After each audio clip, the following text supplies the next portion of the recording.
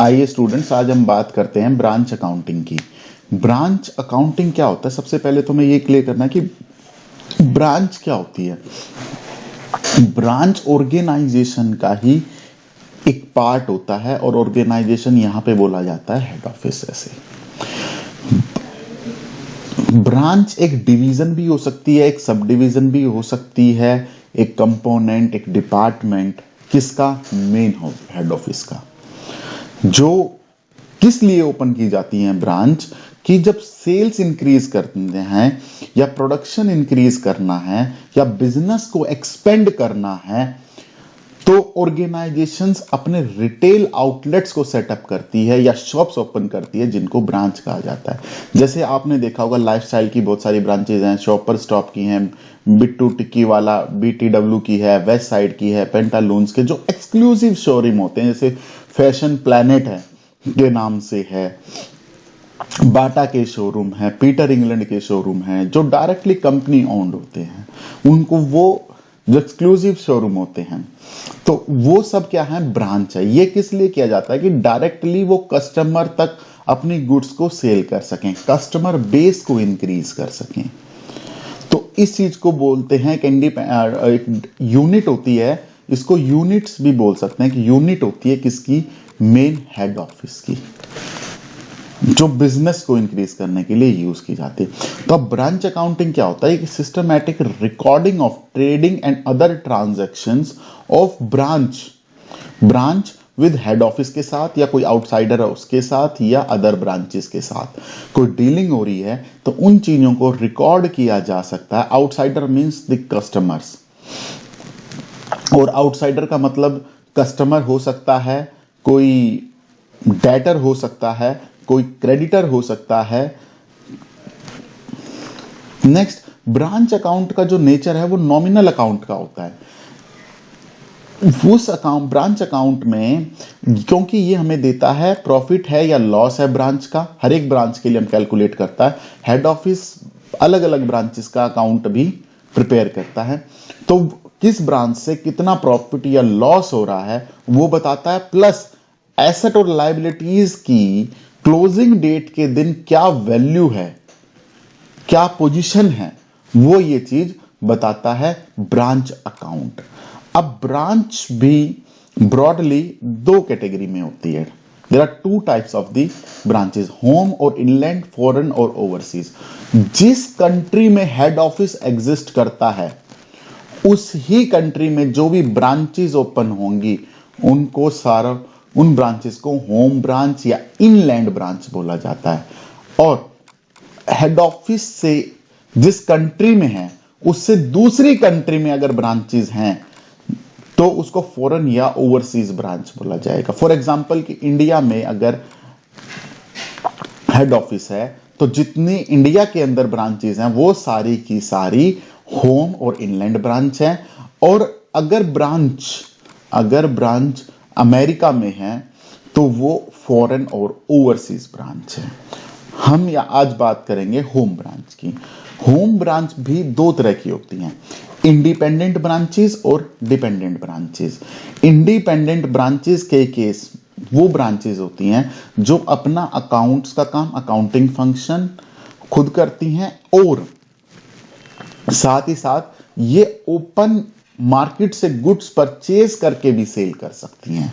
लेकिन dependent branches का जो अकाउंटिंग फंक्शन है वो हेड ऑफिस करता है, और जो गुड्स हेड ऑफिस सप्लाई करेगा ब्रांच को, वो वही सेल करेंगे। ये डिपेंड होती हैं हेड ऑफिस के ऊपर टोटली। अब इसकी अकाउंटिंग के लिए हमारे पास 4 टाइप्स ऑफ सिस्टम अवेलेबल होते हैं, 4 सिस्टम होते हैं इसके लिए। Debtor system, stock and debtor system, final account system and wholesale branch system. आज इस पार्ट में हम बात करेंगे ब्रांच अकाउंट में होम ब्रांच के डिपेंडेंट ब्रांच की फर्स्ट सिस्टम, डेटर सिस्टम की। ठीक है, लेकिन उससे पहले हम ये डिपेंडेंट ब्रांच जो होती है, उनके कुछ फीचर्स होते हैं, उनको डिस्कस करते हैं। जैसे डिपेंडेंट ब्रांच वही गुड्स सेल करती है जो सप्लाइड बाय हेड ऑफिस होती है। जो हेड ऑफिस ब्रांच को भेज रहा है वही वो सेल करेगी, अदरवाइज नहीं करेगी। दूसरा, इसमें क्या होता है, जो good supplied by head office होती हैं, जो हेड ऑफिस सप्लाई कर सकता है गुड्स, या तो वो कोस्ट प्राइस पे होंगी कि जितने की कोस्ट हेड ऑफिस को आ रही है उतने में ही सप्लाई कर देगा ब्रांच को, या फिर सेकंड जो ऑप्शन होती है कि जो सेलिंग प्राइस है, मतलब कि जितने में ब्रांच ने सेल करना है उतने पे ही इसको ट्रांसफर कर देगा। ये चीजें डिटेल में हम अभी प्रैक्टिकल में पढ़ेंगे। थर्ड होता है कोस्ट प्लस प्राइस की, फॉर एग्जांपल 100 रुपीज की कोस्ट आ रही है तो वो कोस्ट में कुछ प्राइस उसको, जिसको 100 प्लस प्राइस नहीं होना चाहिए, 100 प्लस प्रॉफिट या कुछ लोड जिसको बोलते हैं वहां पर होना चाहिए। फॉर एग्जांपल कोस्ट प्लस 20%, तो कोस्ट का 20% होता है, कोस्ट का 20% यानी 120, यानी कोस्ट प्लस प्राइस, वो प्राइस जिसमें कोस्ट कुछ ऐड है। ठीक है, अब इसके अंदर क्या होता है डिपेंडेंट ब्रांच के अंदर, कि जो एक्सपेंस होते हैं ब्रांच के, all branch expenses paid by the head office, वो ब्रांच अकाउंट में आता है। जैसे सैलरी है, इलेक्ट्रिसिटी है, रेंट है, जो और कोई भी एक्सपेंस जो आपके क्वेश्चन में दे रखा हो, paid by the head office. ठीक है, नेक्स्ट इंसिडेंटल एक्सपेंडिचर को मीट करने के लिए हेड ऑफिस ब्रांच को कुछ कैश देता है, जिसको पैटी कैश बोला जाता है, और वो इंप्रेस सिस्टम पे मेंटेन किया जाता है कि छोटे मोटे खर्चे करने के लिए। फॉर एग्जांपल कोई बल्ब परचेज करना, बल्ब फ्यूज हो गया है, फ्लोर क्लीनर लेकर के आना है, कोई किसी के लिए, गेस्ट के लिए, कस्टमर के लिए ब्रांच में टी कॉफी का अरेंजमेंट करना है, तो वो उस सारे एक्सपेंस सेपरेट अकाउंट ना बन करके पैटी कैश में से माइनस हो जाते हैं, ये यहां से पे किए जाते हैं। दूसरा, जो ब्रांच होती है वो जितना भी cash collection from debtors and cash collected from cash cell जितना भी होता है वो डेली रेमिटेंस करती है, भेजती है किसको, या तो वो बैंक अकाउंट में डिपॉजिट कर देगी हेड ऑफिस के, या फिर अगर वो नियर बाय हेड ऑफिस है तो वहां पे डायरेक्टली जाके कैश भी डिपॉजिट करा देगी। अदर स्टेट में है, अदर कंट्री में है, तो उसका एक common bank account head office का सब ब्रांचेस से शेयर हो जाता है और वो उसमें डिपॉजिट कर देते हैं। दूसरा, जो ब्रांच होती है वो सिर्फ रिटर्न किस चीज का प्रिपेयर करते हैं, जैसे स्टॉक इन हैंड है, कोई एक्सपेंस अकाउंट है, सेल्स है, और ये इंफॉर्मेशन जो भी उनका फॉर्मेट होता है, daily, weekly, monthly, head office को इंफॉर्मेशन देते रहते हैं। जो मेन अकाउंटिंग फंक्शन है वो किया जाता है हेड ऑफिस के द्वारा। नेक्स्ट इसमें आता है कि सेल्स, इसमें जनरली कैश ही होती है, बट ये क्रेडिट बेसिस पर भी दे सकते होते हैं। नेक्स्ट जो होता है, जो ब्रांच है वो कुछ ही चीजों को, मेमोरेंडम्स को प्रिपेयर करते हैं, जैसे स्टॉक रजिस्टर में कितना हेड ऑफिस से आया, कितना as a return head office को गया, कितना दूसरी ब्रांच से रिसीव हुआ, कितना दूसरी ब्रांच को गया, कैश बुक, पेटी कैश बुक और कस्टमर का लेजर फॉर क्रेडिट सेल, ये मेंटेन करके किसको फर्निश करती है, हेड ऑफिस को। Main accounting function is performed by head office, और ब्रांच सिर्फ नेसेसरी इंफॉर्मेशंस को प्रोवाइड करती है। अब इसमें हम कोस्ट प्लस प्राइस की बात कर रहे थे, तो डिपेंडेंट ब्रांच के केस में सबसे अच्छा केस ये होता है कि अमाउंट को कैलकुलेट कैसे करना है, कोस्ट और सेलिंग प्राइस या कोस्ट प्लस प्राइस को कैसे एडजस्ट करना है। अगर क्वेश्चन में ये दे रखा हो फॉर एग्जांपल कि goods costing 3 lakh rupees at cost are sent to the branch at cost plus 30%, ये इसका सॉल्यूशन है कि कोस्ट प्लस 30% दे रखा है, यानी कोस्ट का 30%, 3 लाख का 30% होता है 90,000, यानी यहां पर कोस्ट तो हो गई 3 लाख, और जो इनवॉइस प्राइस हो गया, जो इनवॉइस प्राइस हो गया वो हो गया 3,90,000। नेक्स्ट इसमें ये आता है कि goods amounting 4 lakh rupees at cost are invoiced to branch at 30% above cost, यानी इस केस में भी सिर्फ वर्डिंग चेंज की है कि इनवॉइस की जाती है यानी भेजी जाती है, इसका 30% 1,20,000 और टोटल कॉस्ट प्लस ये हो गया आपका IP price, invoice price. Next में ये ऐसे बोल सकता है कि goods costing 3 lakh rupees sent to branch at 120% of cost to head office, यानी इसके 120% पे, इसका 120% का मतलब इसको दो तरीके से कैलकुलेट किया जा सकता है।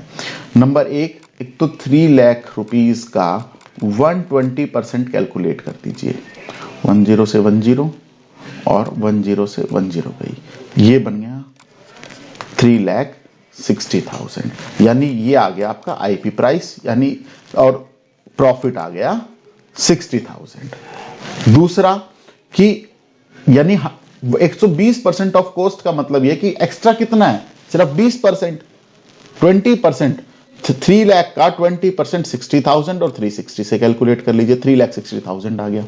100% तो कॉस्ट हो गई और जितना एक्स्ट्रा जा रहा है वो सारा प्रॉफिट है। नेक्स्ट केस में ये हो सकता है कि गुड्स कॉस्टिंग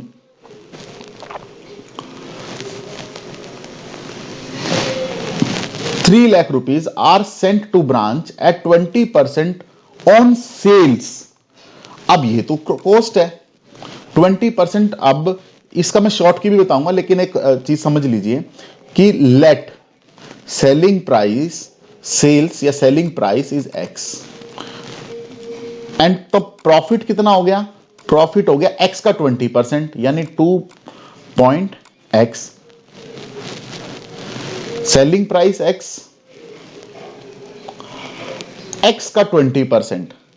अगर हम इसको तो कॉस्ट क्या हुई, कॉस्ट हो गई हमारी 0.8x। तो कॉस्ट से कॉस्ट को कैलकुलेट करने के लिए अब आप एक काम कर सकते हैं, x की वैल्यू कैलकुलेट कर दीजिए।